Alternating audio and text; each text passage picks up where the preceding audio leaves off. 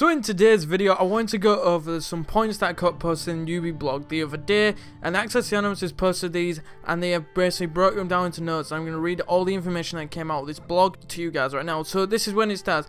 When you look at the persistent points, you realize that we play a lot with a size and a distance, says Druid. But whatever you are in the world, you know where you are located. You have the landmarks to look at and orientate yourself. You can see some of the mountains to help you understand where you are.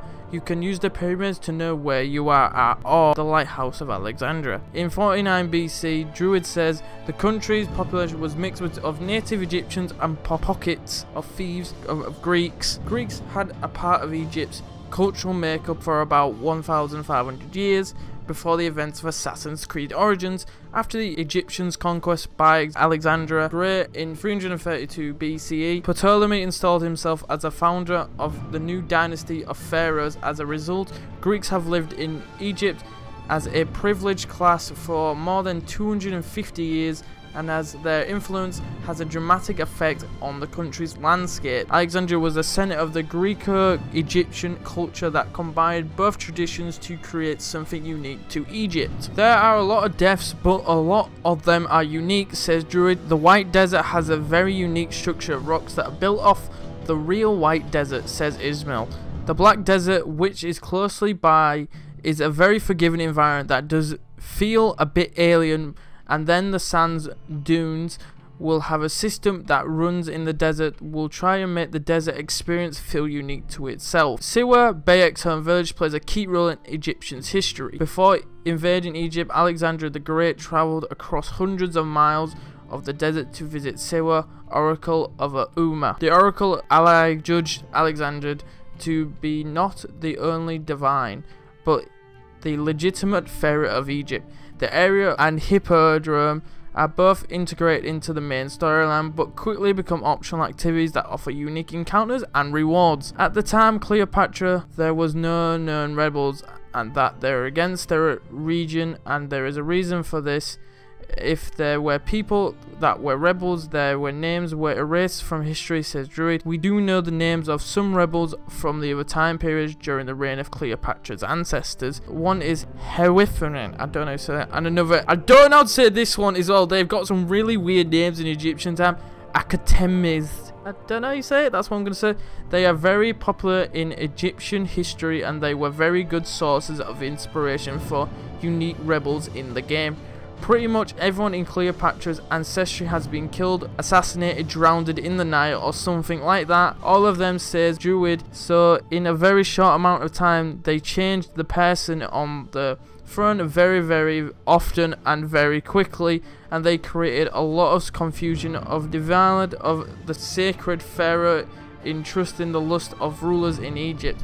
In the game, Ptolemy XIII appears to have the full support of the mass society, calling itself the Order of the Ancients. Cleopatra's fortunes take a dramatic turn thanks to the innovation of Julius Caesar. When Caesar arrived in Alexandria, Cleopatra's brother had forbidden her from entering the city with the help of her follower, Abadominus.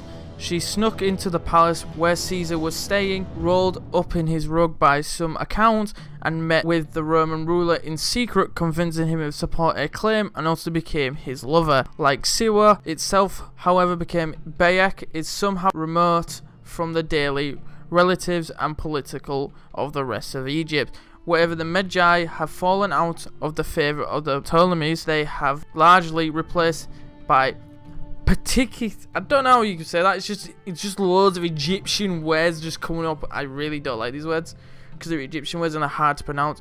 A Greek influenced police force with newer methods, different priorities, and a wider reach than the Magi. So this is just saying like it was basically all the key points of it, but the last point is saying that they brought in this new Greek police force that is basically put the Magi out. That's why Bayek is one of the last Magi's around, and it's telling about how Cleopatra met with Julius Caesar for the first time ever, and how those two became in a relationship, and sometimes later down the line they get a kid, and you see why the ancient secret mass society, I think, is gonna, well, they're called the Secret Order or something. This is probably going to be the Templar Order. People are saying it's not going to be Templar, but we do not know anything whatsoever about it, but I think it's vilely linked to this because it looks like they're pushing the buttons around and Ptolemy the 13th is a pawn in their game, so they're telling him what to do. So I think Ptolemy is just getting marketed as the main villain of the game, but he is being pushed around so because he's been marketed because he was a very popular figure compared to what we say some other people like Rodrigo Borgia. He was promoted in Assassin's Creed Brotherhood as the main figure, but then his son came involved because his son wasn't as popular. So that's probably what they're doing. So they're probably doing this with Ptolemy the 13th, so they're promoting him as the main figure.